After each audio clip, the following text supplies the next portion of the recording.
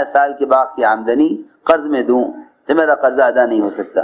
آپ نے فرمایا تم نے اپنے باغ کا پھل توڑ لیا ہے؟ کہ جی ہاں۔ چلو باغ میں۔ پھل توڑ کر رکھا ہوا تھا، جگہ جگہ کھجور کے ڈھیر لگے ہوئے تھے، الگ الگ قسم کی کھجوریں تھیں۔ فرمایا جتنے بھی تمہارے قرض خواہ ہیں سب کو بلا لو، سب کو بلا لو۔ اعلان کر دیا گیا ان کا جس کے ذمہ بھی ان کے ذمہ جس کا بھی حق ہے وہ آ جائے، اپنا حق لے لے۔ چنانچہ سارے قرض خواہ سب آ گئے، سب نے اپنے اپنے حصے کی اپنا اپنا قرضہ اپنا اپنا حق کھجوروں میں سے لے لیا۔ آپ نے فرمایا کہ صحابی سے کہ جا کے دیکھو کسی ڈھیر میں کوئی ایک کھجور کم ہوئی ہے؟ کسی ڈھیر سے کوئی ایک کھجور کم ہوئی ہے؟ سارے میں دیکھ کر آئے، آ کے کہا کہ ساری کھجوروں کے ڈھیر میں سے مجھے ایک کھجور کی جگہ خالی نظر نہیں آتی۔ میں نے عرض کیا کہ اللہ کا ایک وعدہ تقوی پر یہ ہے، من یتق اللہ یجعل لہ مخرجا ویرزقہ من حیث لا یحتسب، ہم ایسی جگہ سے رزق دیں گے جہاں خیال گمان جائے گا نہیں۔ یہ آیت اس وقت نازل ہوئی، یہ آیت اس وقت آگے بڑھ جاؤ، یہ آیت اس وقت نازل ہوئی جب عوف بن مالک نے آ کر عرض کیا کہ یا رسول اللہ میرا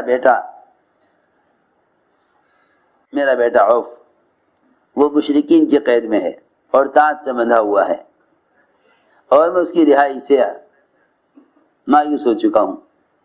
ایک مدت گزر گئی اسے قید میں، اب ہم اس کی رہائی سے مایوس ہیں۔ فرمایا نہیں، مایوس نہ ہو، اس سے کہو کہ وہ لا حول ولا قوت الا باللہ پڑھا کرے، اس سے کہو کہ وہ لا حول پڑھا کرے۔ اس زمانے میں تو مسلمان دعائیں جانتے ہیں، ان دعاؤں سے متعلق واقعات نہیں جانتے۔ یہ بھی ایک دعاؤں پر سے یقین ہٹ جانے کی وجہ ہے، دعاؤں سے یقین کے ہٹ جانے کی ایک بڑی وجہ یہ ہے کہ دعائیں یاد کرتے ہیں، ان دعاؤں سے متعلق واقعات یاد نہیں کرتے، ان دعاؤں سے متعلق واقعات یاد نہیں کرتے۔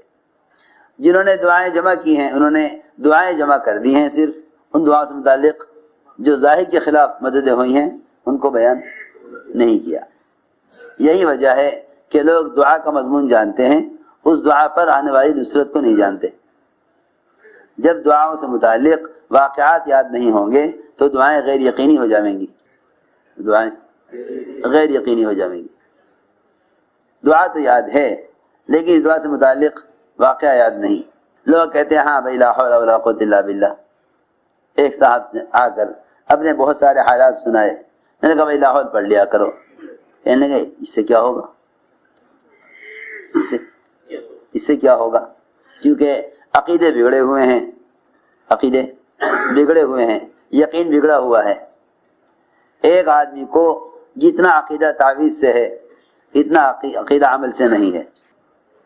یوں کہے گا کہ مجھے کوئی عملیات بتا دو، حالانکہ اور کوئی وظیفہ بتا دو، حالانکہ سب سے بڑا وظیفہ اللہ کا فریضہ ہے۔ جب فرائض پر یقین نہ ہوگا تو وظائف سے کیسے کام چل جائے گا؟ ساری رات ایک کام پر کھڑے ہو کر کوئی ایک لفظ پڑھنے کے لیے بتا دے عامل تو کر لیں گے، لیکن اگر یہ کہا جائے صبح فجر کی نماز کے لیے مسجد چلے جاؤ تو مشکل ہے، کیونکہ فرائض پر یقین نہیں، وظائف پر یقین ہے۔ فرائض پر یقین نہیں، وظائف پر یقین ہے۔ عجیب بات ہے، جو عمل اللہ کی ذات سے براہ راست فائدے اٹھانے کا ہے اس کو چھوڑ کر آدمی غیر یقینی چیزوں میں کوشش کرتا ہے، غیر یقینی چیزوں میں کوشش کرتا ہے۔ اس سے کہا گیا لا حول پڑھو، یعنی اس سے کیا ہوگا؟ حالانکہ صحیح روایت میں ہے کہ لا حول کا پڑھنا نقصان کے 99 دروازے بند کر دیتا ہے۔ لا حول کا پڑھنا نقصان کے 99 دروازے بند کر دیتا ہے، جس کا سب سے چھوٹا دروازہ، ادنا دروازہ رنج اور غم ہے۔ لو جی، جب رنج اور غم ہی ختم ہو جائے تو پھر کیا بات رہ گئی پریشانی؟ ادنا دروازہ رنج اور غم، ادنا دروازہ رنج اور غم ہے کہ جب رنج اور غم ہی نہیں رہا تب کیا پریشانی باقی رہ گئی؟ آپ فرمائے جاؤ اور اس سے کہو کہ لا حول پڑھا کرے۔ انہوں نے لا حول پڑھی تو تانت سے بندھے ہوئے تھے، وہ سارا تانت ٹکڑے ٹکڑے ہو کر گر گیا۔ عوف بن مالک رضی اللہ تعالیٰ عنہ وہاں سے اٹھے، باہر نکلے، وہاں سے نکلے، دیکھا تو مشرکین سوئے ہوئے تھے، وہاں ان کی اونٹنی کھڑی ہوئی تھی، اس پر بیٹھے۔ وہاں سے باہر نکلے تو سارا میدان مشرکین کا اونٹوں سے بھرا ہوا تھا۔ اونٹوں کو ایک اشارہ کیا، وہ سارے اونٹ ان کے پیچھے ہو گئے، سارے اونٹ ان کے پیچھے، سارے اونٹوں کو لے کے گھر پہنچے، دروازہ کھٹکھٹایا، آواز دی۔ ماں نے کہا بیٹے کی آواز معلوم ہوتی ہے، باپ نے کہا ارے جا، اور کہاں آئے گا۔ دروازہ کھولا تو سارا گھر، دالان، سارا صحن، سارا میدان اونٹوں سے بھرا ہوا، خود جڑے کی اونٹی پر سوار۔ اللہ تعالیٰ نے اس طرح مدد فرمائی۔ میں عرض کر رہا تھا ایک وعدہ یہ ہے، من یتق اللہ یجعل لہ مخرجا ویرزقہ من حیث لا یحتسب، اس جگہ سے رزق دیں گے جہاں گیا خیال گمان نہیں پہنچے گا۔ آگے فرمایا من یتق اللہ یجعل لہ من امرہ یسرا، کہ ہم متقی کام میں آسانی پیدا کریں گے، متقی کام میں آسانی پیدا کریں گے۔ لوگوں کو اپنے اسباب میں بہت مشکلات ہیں، اپنے اسباب میں بہت مشکلات ہیں۔ یہ مشکلات امتحان کے لیے تھیں کہ تم مشکلات کی وجہ سے سود کی طرف، جھوٹ کی طرف، حرام طریقوں کی طرف، یا قوانین حکومت کی سوچ کر اختیار کر لو کہ بھئی ہم اس کے علاوہ کیا کر سکتے ہیں۔ وہ تو مسلمان جب اپنے آپ کو قانون کے مقابلے میں معذور سمجھتا ہے نا، تو اسے معلوم نہیں کہ معذور ہونے کی شرائط کیا ہیں، معذور ہونے کی شرائط کیا ہیں۔ ایک آدمی وضو نہیں کر رہا ہے، وضو نہیں کر رہا، تو شریعت کہتی ہے کہ آپ وضو نہ کرنے کی پہلے شرائط دیکھیں، پہلے شرائط دیکھیں۔ ایسا تو نہیں کہ وضو کو دل نہ چاہا تو وضو نہ کیا تو نماز نہ ہوگی۔ پہلے دیکھا جائے گا کہ تیمم کرنے کی شرائط پوری ہو رہی ہے نہیں، پہلے دیکھا جائے گا کہ تیمم کرنے کی شرائط پوری ہو رہی کہ نہیں۔ دیکھو میری بات توجہ سننی پڑے گی، یوں نہیں کہ یوں نہ مشکل ہو رہی تو یوں کر لو۔ اس سے پوچھو تو نے پانی کہاں تک تلاش کیا ہے، تو یہ سردی لگ رہی ہے کہ کیا کروں کہ تیمم کر لوں۔ یہ دیکھنا پڑے گا کہ اس نے جو وضو کا متبادل تیمم سوچا ہے، آیا تیمم کی شرائط پوری ہو رہی ہے نہیں۔ سارے احکام میں یہی طریقہ ہے، سارے احکام میں یہی طریقہ ہے۔ کمائی کے نقشوں میں جاتے ہیں، ذرا سا قانون سامنے آیا، ذرا سی رکاوٹ سامنے آئی، فوراً حرام کی طرف پلٹ گئے، فوراً حرام کی طرف پلٹ گئے کہ بھئی اس ملک کا قانون یہ ہے، ہم حرام سے بچ نہیں سکتے۔ سوال اس کا نہیں کہ آپ حرام سے بچ نہیں سکتے، سوال اس کا ہے کہ آپ نے حرام سے بچنے کے لیے کیا کوشش کی، حرام سے بچنے کے لیے کیا کوشش کی۔ اور یہ یقینی بات ہے کہ اگر مسلمان بقدر ضرورت کمائے تو حلال کما سکتا ہے۔ سارے حرام کے نقشے اور سارے حرام اسباب اور سارے شریعت سے ہٹ کر کمانے کے طریقے، وہ سب کے سب خواہش کو پورا کرنے کے لیے ہیں۔ ضرورت کو پورا کرنے کے لیے حرام سے بچنا آسان ہے، خواہش کو پورا کرنے کے لیے حرام سے بچنا مشکل ہے۔ ضرورت پورا کرنے کے لیے ضرورت پورا کرنے کے لیے حلال پر چلنا آسان ہے، خواہش کو پورا کرنے کے لیے حرام سے بچنا مشکل ہے۔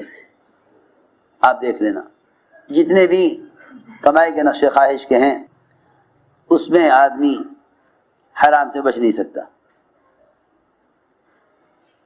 اس میں آدمی حرام سے بچ نہیں سکتا۔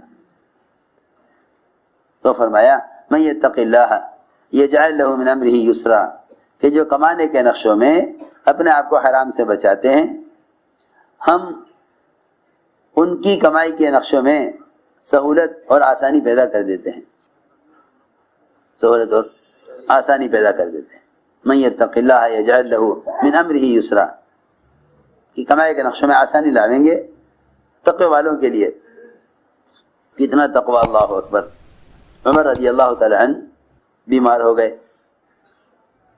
کیا ہو؟ بیمار ہو گئے. حضرت عمر بیمار ہو گئے. طبیب نے کہا کہ آپ کو بیماری ایسی ہے کہ اس میں آپ کو شہد استعمال کرنا ہوگا. شہد تلاش کرایا، نہیں ملا. بیت المال سے پیغام آیا کہ آپ کو شہد کی ضرورت ہے، بیت المال میں شہد رکھا ہوا ہے. بیت المال میں شہد رکھا ہوا ہے. آپ بیت المال کے مالک ہیں، امیر المومنین ہیں، آپ شہد استعمال کر لیں. حضرت عمر رضی اللہ فرمایا کہ نہیں، بیت المال میرا نہیں ہے، مسلمانوں کا ہے. میرے لیے بیت المال سے شہد کا استعمال کرنا حرام ہے. صحابہ ساتھیوں نے کہا مومنین ہم اجازت دیتے ہیں. چنانچہ حضرت عمر نے سب کو جمع کیا، سب کو جمع کیا مسجد میں. بیت المال سے شہد استعمال کرنے کے لیے سارے مسلمانوں نے اجازت لینے کے واسطے سب کو مسجد میں جمع کیا. سب کو مسجد میں جمع کیا. فرمایا کہ مجھے طبیب نے شہد استعمال کرنے کے لیے کہا ہے، ایک ایسی بیماری ہو گئی ہے، لیکن بیت المال میرا نہیں ہے اور بیت المال میں شہد رکھا ہوا ہے. اگر تم سب مسلمانوں کی خوشی سے اجازت ہو تو میں اس کو استعمال کر سکتا ہوں، ورنہ میرے لیے حرام ہے. سارے مسلمان کا مومنین ہم سب آپ کو خوشی سے اجازت دیتے ہیں کہ آپ بیت المال سے شہد استعمال کر لیں. اس سے تقوی پر اللہ رب العزت برکت عطا فرماتے ہیں. اللہ اکبر. ایسا تقوی جہاں بھی سوچتے تھے کہ ہماری ذات کو لوگ استعمال کریں گے دین کے لیے، وہیں اپنے آپ کو مال کے نقشے سے الگ کر لیتے تھے. وہیں اپنے آپ کو مال کے نقشوں سے الگ کر لیتے تھے. سوچو تو صحیح، بحرین کی ملکہ کی طرف سے قاصد آیا. بحرین کی ملکہ کی طرف سے قاصد آیا. عمر رضی اللہ تعالیٰ عنہ کو سے ملاقات کے لیے.